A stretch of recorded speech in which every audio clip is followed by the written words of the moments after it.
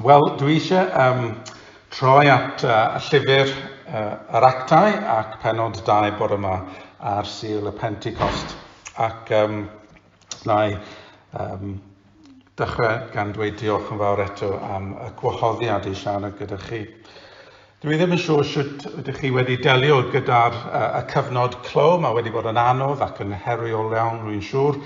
Rhai oedd yn gweithio, mae'n anodd, rhai oedd heb swydd, oedd yn anodd, ac hefyd I hun yn ynysu, rwy'n siŵr oedd hwnna'n anodd hefyd. Nes I clywed am stori am y postman, oedd yn meddwl oedd yn bach yn anheg, oedd pawb yn gallu weithio adre ac oedd rhaid iddo fe codi bob bore I mynd gyda'r post. Ac oedd yn gweld pobl yn aros yn gwely ac yn meddwl, wel pam dwi ddim yn gallu aros yn y gwely fel pawb arall. Dwi ddim yn cael y cyfle. Nath y penderfynu I aros adre ac oedd ddim yn mynd I delifro'r post ac oedd jyst yn mynd I cadw'r post yn ei tŷ. Wel ar ôl wythnos oedd pawb yn y dre yn meddwl, ble mae'r post ni? Beth sydd wedi digwydd yn nath nhw cwyno'r i'r swyddfa bost ac nath nhw ffindio mas beth oedd yn digwydd. Ac pan nath nhw gofyn y postman pam oedd yn aros gatre, oedd e'n meddwl, wel, mae pawb arall yn gallu aros yn gwely yn y bore, so nes I penderfynu, na I agor post pawb, ac os mae'n o diddordeb I rywun, na I wneud yn siŵr bod fi'n delifro fe, ond os na I just twli fe yn y bin, na I roi galw I ti. Wel, dwi ddim yn credu byddwn ni yn hapus I rywun arall agor ein post ni, ond dwi'n cael lot o junk mail, so dwi'n hapus iawn I rywun arall delio gyda'r junk mail. Wel, mae Luc, awdur y llyfr yr actau, yn atgoffa ni bod Duw yn anfon rhywbeth I ni ar Sul y Pentecost. Ac mae'n anfon rhywbeth yn personol I ni. Mae'n anfon ei hunan trwy'r ysbryd glân. Mae'n diddorol yn dyfed, dwi ddim yn siŵr os chi'n cofio, oedd yr awdur Luc yn sgrifennu yr efengil gyntaf, yr efengil o Luc, ac wedyn yr ail lyfr fel cyfres y llyfr yr actau. Ac wrth gwrs yn yr efengil Luc oedd Luc yn sôn am y mab Duw yn dod yn yr efengil, oedd Iesu yn dod. Ac yn yr ail llyfr, oedd Duw yn dod trwy'r ysbryd glân. Ac y llyfr yr actau, yr ysbryd glân. Mae Luc yn recordio I ni beth sydd yn digwydd yn y llyfr yma.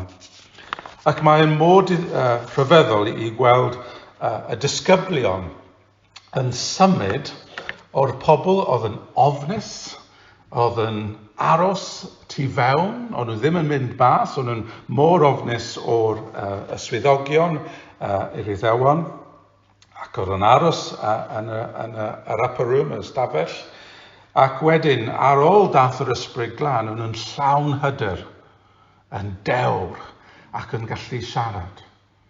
Ac oedd y gwahaniaeth, oedd yr ysbryd glân wedi dod I trawsffurfio nhw.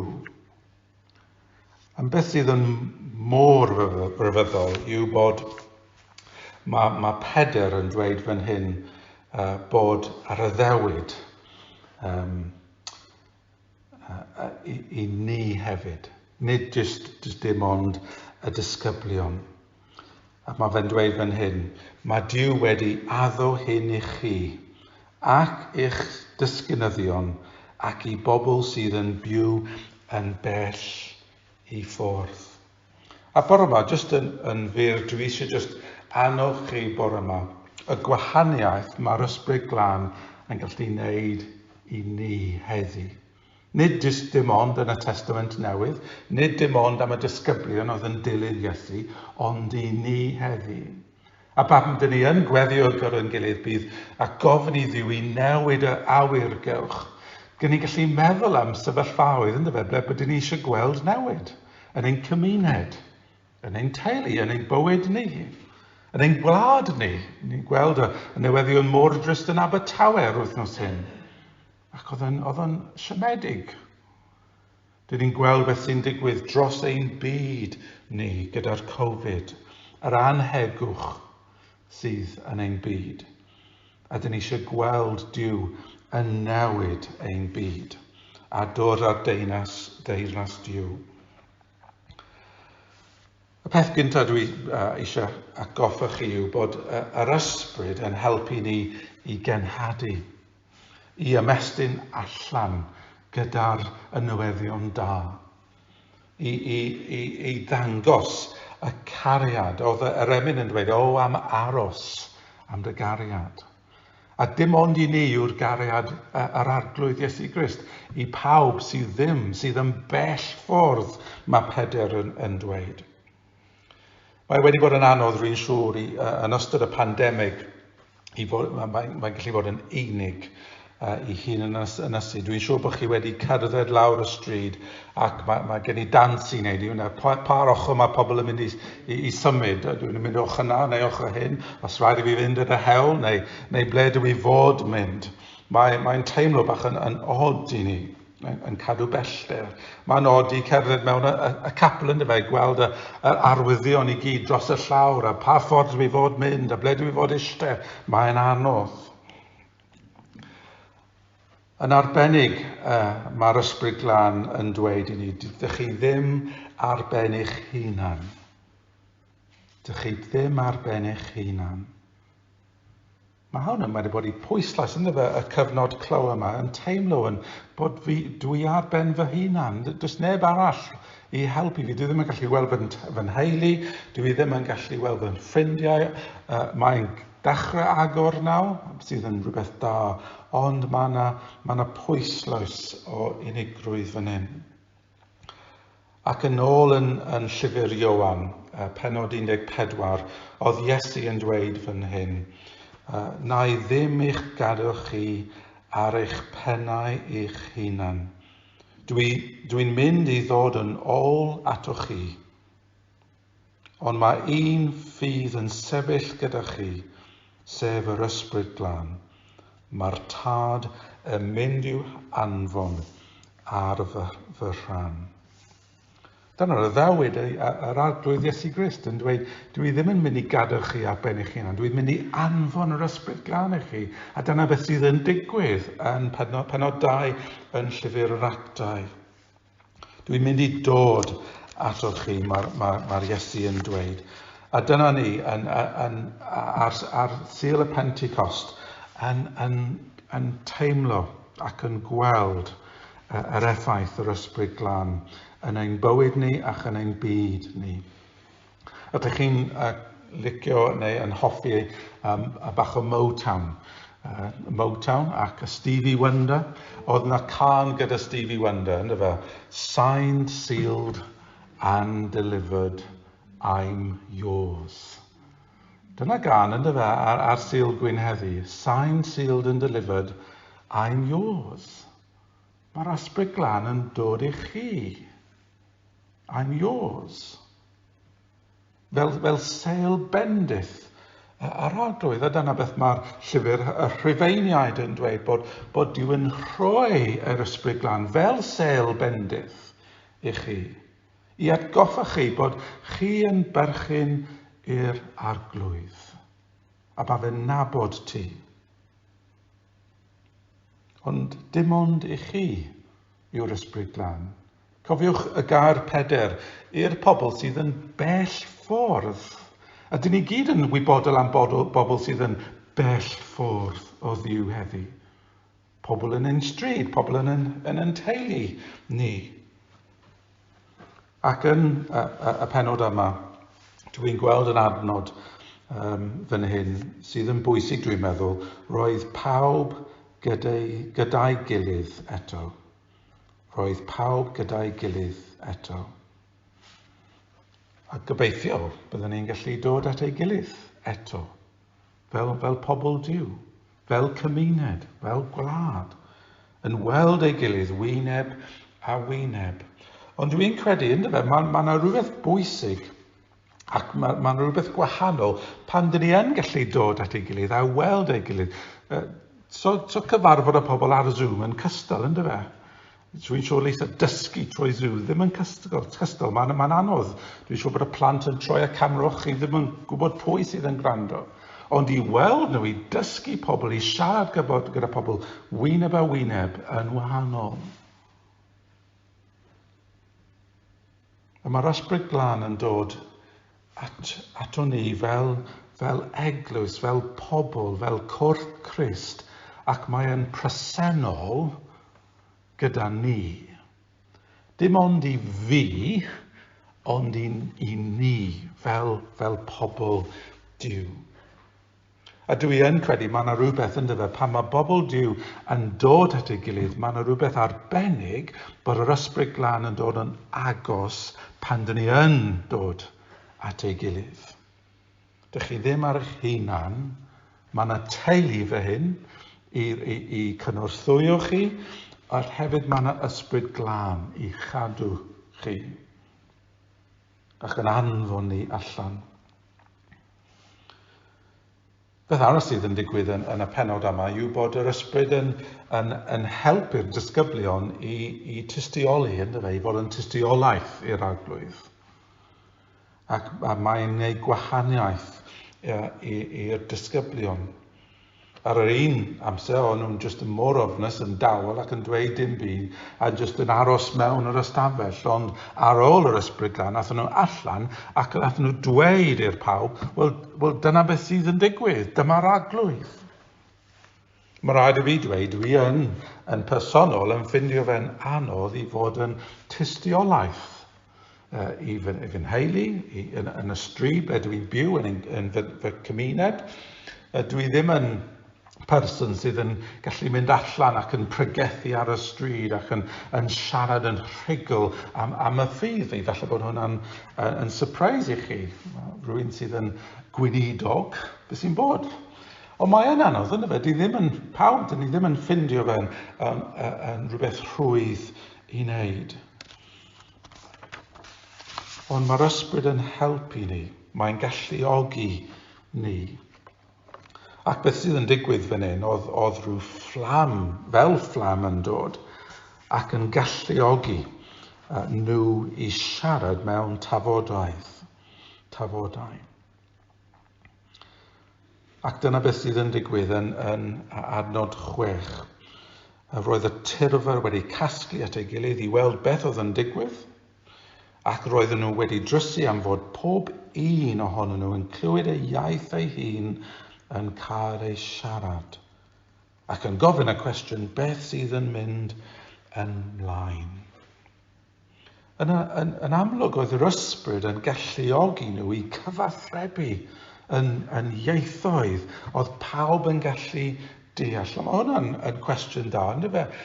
Mae eisiau ni cyfathrebu y neges, y newyddion da, mewn iaith mae pobl yn gallu deall heddi. Ac ambell waith, dwi ddim yn credu bod yr eglwys yn siarad y iaith mae pobl ar y stryd yn deall. Dyn ni'n defnyddio geiriau sydd bach yn lletwydd. Mae rhaid bod yn y capel dros blynyddoedd i deall y geiriau yma. Ond mae rhaid i ni deall iaith y stryd. A dyna pam dwi'n hoff iawn o'r Bible.net. Fel dysgwr yn Gymraeg, dwi'n gallu deall e. William Morgan, dim gobaith i fi. Ond Bible.net, mae rhywun yn dweud mae'n haws i fi deall. Ac mae rhaid i ni wneud yn siŵr bod e'n haws i bobl sydd ddim yn dod i'r eglwys i deall a gweld cariad Iesu Grist. A dyna beth mae'r ysbryd glân yn neud i ni. Mae fe'n helpu ni, mae'n ysbrydoli ni, mae'n helpu ni i wasanaethu yn y cymuned ac yn gwneud gwahaniaeth trwy pethau fel banc bwyd, trwy pethau fel caredigrwydd ac yn dangos cariad. O'n i'n darllen yn llyfr yr Actau pennod 7, ble oedd yr apostol Stephen yn cael ei lladd. Ac maen nhw'n dweud am Stephen oedd yn llawn yr ysbryd glân. Chi wedi darllen yn pennod 7, oedd Stephen yn llawn yr ysbryd glân. Ac o'n i'n meddwl, wel, beth mae hynny'n golygu? Ydw i'n person sydd yn llawn yr ysbryd glân. Ac pan oedd Stephen yn cael ei lladd, oedd rhywun yn gweld, ynddo fe, ac yn aros yn dawel, yn gweld Stephen yn cael ei lladd. Mae Luke yn dweud oedd e'n gyfalu am ar ôl y cotau. Pwy oedd yn gyfalu ar ôl y cotau pan oedd Stephen yn cael ei lladd? Wel, yr apostol Saul. Ac yn penod 8, mae Saul yn cael ei trwydigaeth, y conversion. So oedd yn gweld rhywbeth yn Stephen yn penod 7, llawn yr ysbryd, ac oedd yn tystiolaeth i Saul ar ôl y mynd yn syth. Oedd ei bywyd yn dweud rhywbeth, Stephen, am Iesu Grist, ac oedd Paul yn chwilio. Mae rhaid i ni ffeindio'r ffordd i siarad am Iesu mewn iaith mae pobl yn gallu deall. Ac ambell waith, mae rhaid i ni just nid dweud rhywbeth yn dangos rhywbeth cyn dweud. Ac y trydydd peth mae'r ysbryd glân yn dweud, na i gorffen gyda hyn yn syml. Bob tro dwi'n meddwl mae'r ysbryd glân yn cyfeirio at Iesu. Cyfeirio at Iesu. Mae'n helpu ni i fod yn tyst. Mae'n rhoi dewdir i ni i siarad, ond mae'n helpu ni cyfeirio at Iesu. Pan mae'r tyrfyr yn gofyn y cwestiwn, beth sydd yn mynd ymlaen fan hyn? Mae Pedr yn dweud yn syth, wel, mae rhaid i fi atgoffa chi am Iesu. Atgoffa chi am Iesu. Y Meseia. Gath e croeshoelio ac atgyfodi, ac dwi eisiau atgoffa chi am yr arglwydd. Beth sydd yn diddorol yw hyn fod chi'n cofio Pedr oedd yr un oedd yn eistedd ar y bwys y tân, ac oedd yn dweud tair gwaith, dwi ddim yn nabod Iesu. Dwi ddim yn nabod e. Dwi ddim yn nabod pwy chi'n siarad am. Ac nawr mae fe'n pregethu. Mae'n cyfeirio pobl at Iesu.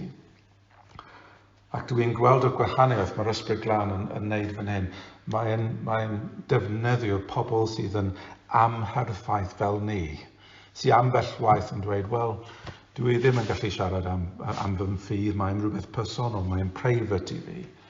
Ond mae'n helpu at defnyddio rhywun fel Pedr, oedd yn dweud, dwi ddim yn nabod Iesu, ac oedd yn gallu cyfeirio at Iesu mor glir ar diwrnod y Pentecost. Ac mae hwnna'n annog fi, rhywun sydd yn amherffaith hefyd, rhywun sydd ddim gyda'r geiriau i gyd, sydd ddim yn nabod popeth, sydd ddim yn deall popeth, ond dwi jyst yn gweddio, o Duw, yn ystod yr wythnos nesaf, pan dwi'n gweld pobl, dwi'n cyfarfod y pobl a delio gyda pethau sydd yn anodd, helpa fi cyfeirio mewn rhyw ffordd trwy'r ysbryd glân at Iesu Grist. Nid rhywbeth sydd yn dod allan fy mywyd i yn dweud rhywbeth ac yn cyfeirio fel arwydd at yr Iesu. A dyna gyd ni'n gallu gweddio, ynddo fe, dyn ni yn amherffaith, dyn ni ddim yn berffaith. Mae rhaid i ni cael help ac anogaeth yr ysbryd glân. Wel, dyna'r beth o'n i moyn rhannu gyda chi bore yma. Ar y ddewyd yr ysbryd glân sydd yn gwneud gwahaniaeth i ni heddi. Mae'n helpu ni i genhadu.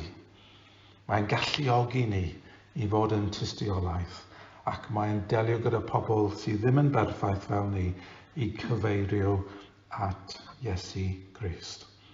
Dwi yn gofyn bydd yr arglwydd yn bendithio chi yn ystod yr wythnos nesaf ac yn helpu chi i cyfeirio at yr arglwydd. Amen.